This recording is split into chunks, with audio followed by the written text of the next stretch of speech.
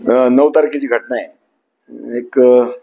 मी बाहेर होतो, एक साधारणतः 9:30 पावणे 10च्या सुमारास इथं आल्यानंतर लोकांनी सांगितलं की 25 एक मुलं तोंडाला रुमाल बांधून, हातात तलवारी, चाकू, चॉपर, दांडकी घेऊन इकडे फिरतात, इकडनं अशी गेलेले।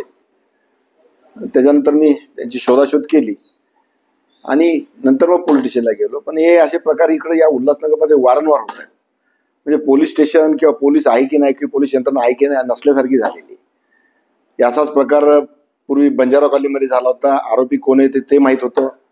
त्यातले काही आरोपी कोळशेवाडी पोलिसांनी अटक केली होती, पण या पोलिसांनी अटक केली नाही असं मी वारंवार सांगितलं।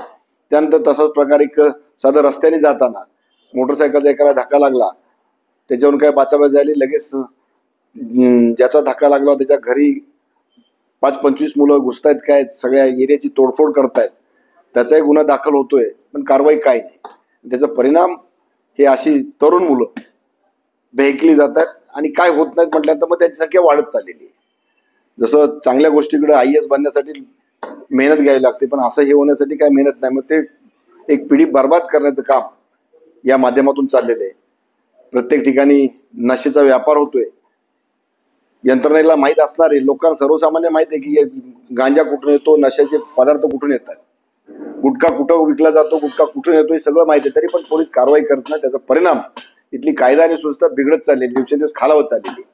ITI सारख्या मोकळ्या, जिथं मोकळ्या जागा आहेत, छोटी मोकळी जागा, तिथं तरुण मुलं नशेच्या आहारी जात आहेत आणि तिथल्या समाजाला घातक असा कृत्य करतायत।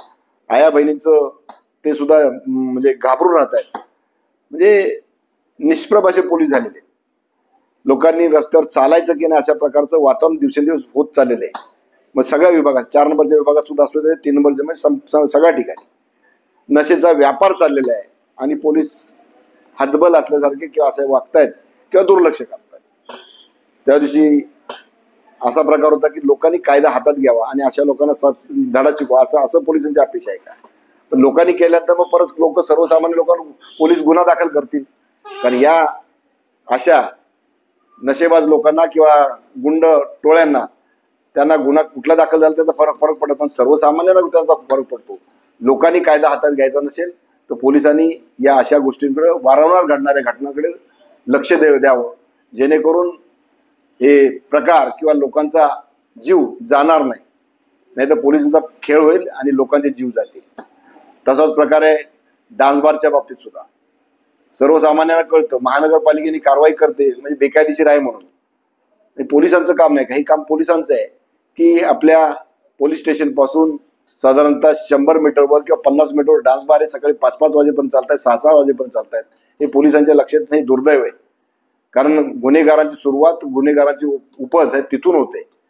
त्यामुळं आजूबाजूच्या रहिवाशांना त्याचा त्रास आहेच, परंतु मागे कोंडीराम दरबारमध्ये जो दरोड्याचा प्रकार झाला होता, तर त्याची रेकी त्या बारमध्ये बसून केली होती। रोज श्रीराम चौकावर मारामाऱ्या होत आहेत, 307, 326, 302 सारखे प्रकार होत आहेत। मागे गोळीबार सुद्धा तिथे झाला होता, तरी परंतु पोलीस कारवाई करत नाही। दुर्दैवाची गोष्ट आहे। पोलीस स्टेशनला त्या दिवशी मी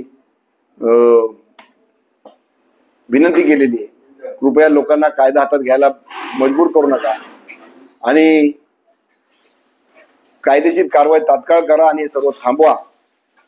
प्रशासन आहे असल्यासारखं दाखवा, करतील अशी अपेक्षा आहे। 15 दिवसाची मी त्यांना अवधी दिलेला आहे। परवा सिनियर PI साहेबांना भेटलो, ACP साहेबांना भेटलेले, सर्व सांगितलेले कारवाई करतील अशी अपेक्षा, नाहीतर 15 दिवसानंतर आम्ही या बाबतीत अगदी शहर लेवलला एक वेगळा विचार करू, आंदोलन करू आणि मग लोकांना आवाहन करू आणि काय करायचे।